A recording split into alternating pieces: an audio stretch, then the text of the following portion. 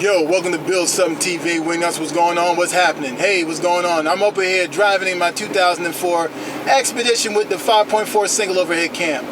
Now, this truck, actually, is okay. It's all right. I mean, when you step on the gas pedal, it has a lot more torque, and it can move this big thing. It can be good in the Crown Victoria, but you got to get the proper mods to support it. If you balance it out with a good torque converter and a rear, you can have something pretty decent. But today we ain't talking about this truck. We're going to be talking about a 4.6 double overhead cam inside your Crown Victoria. So we're going to talk about that because a guy had talked about it. He wanted to talk about it. So let's talk about it. All right, so we're going to talk about this 4.6 double overhead cam. This ain't one of them. This is a 5.6 single overhead cam.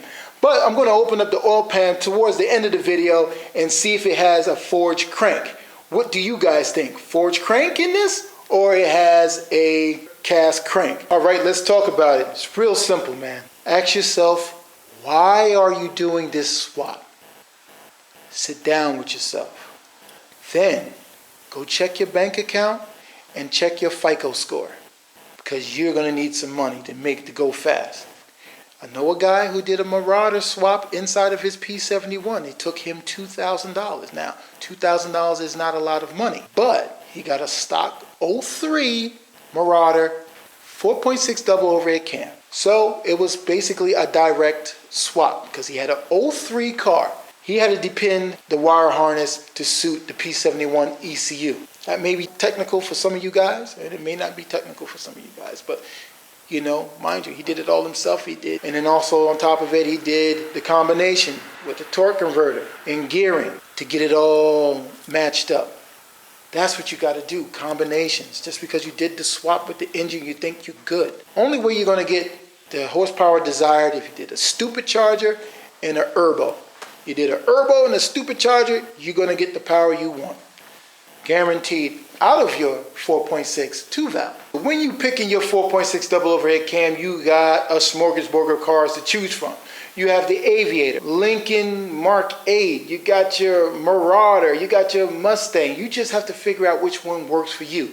And also too, you got those expensive Terminator 4.6 double overhead cam daggone supercharger, or the 5.4 double overhead cam Cobra R also. You just have to figure this one out, which one you're picking. Prices are going to vary. The difficulty is going to be around, on a scale from 1 to 10, let's say either from a 3 to 5. In some cases, you may have to take out the wiper cowl. So if you got to take out the wiper cowl, take out the wiper cowl so you don't want to damage anything. Just make sure the engine goes in there nice and smooth. Try to get exactly what you want. If you want an 8A, don't think you're going to get a whole bunch of horsepower. Again, it's all about combinations. Just because you went and got this double overhead cam, you're thinking that it's going to be all good. It really isn't.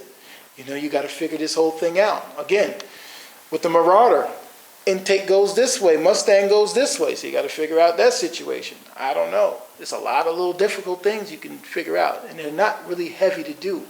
No swap is within a budget. I'm sorry to tell you that.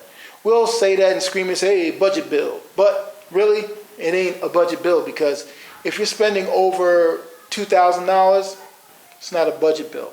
You got to figure out what you want to do, man. And that's really all what it boils down to. What do you want to do?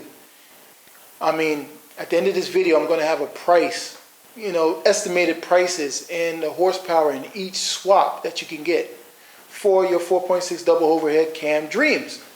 And the difficulty is going to be around from 1 to 5 or 3 to 5. Let's be honest, around 3 to 5 difficulty from a scale to 1 to 10.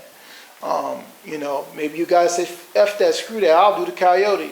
I would nod my head yes. Me, I'll say 5.4 double overhead cam. Go all the way out. That's me. I like the 5.4s. But you can actually get it done with the 4.6. I like the single overhead cams. Can't express that enough. A lot more simpler, let's be honest.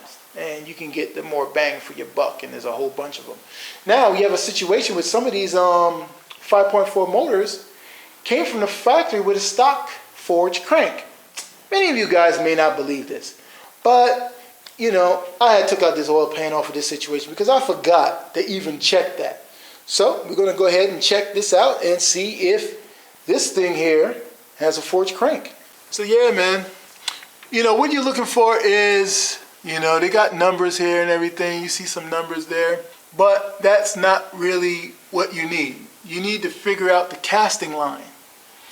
And the casting line on this is grande. Move the light over a little bit more so you can see the casting line. You see it? It's big. So what is this? This is a forged crank inside of a 5.4 single overhead cam. A lot of them came with the forged crank. A lot of the 9.9s.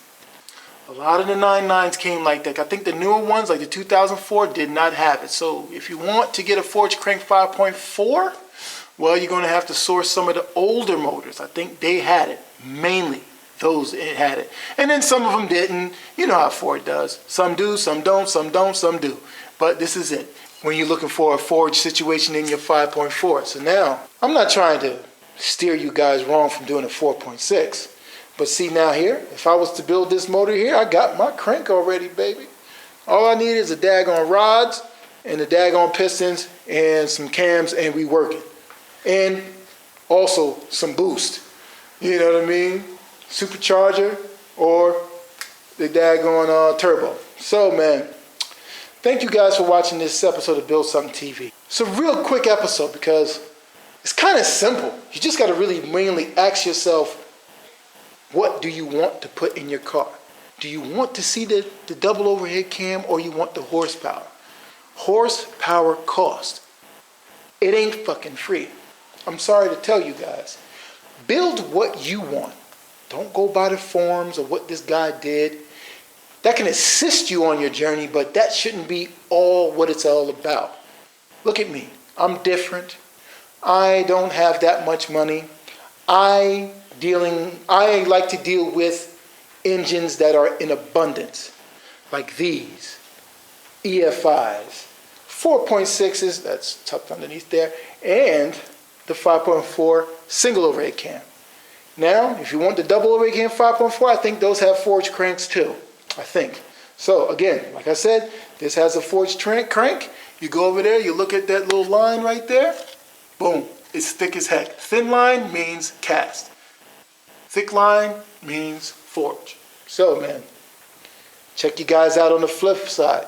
Hey, check out the ending credits of the video on the horsepower stuff and cars and stuff.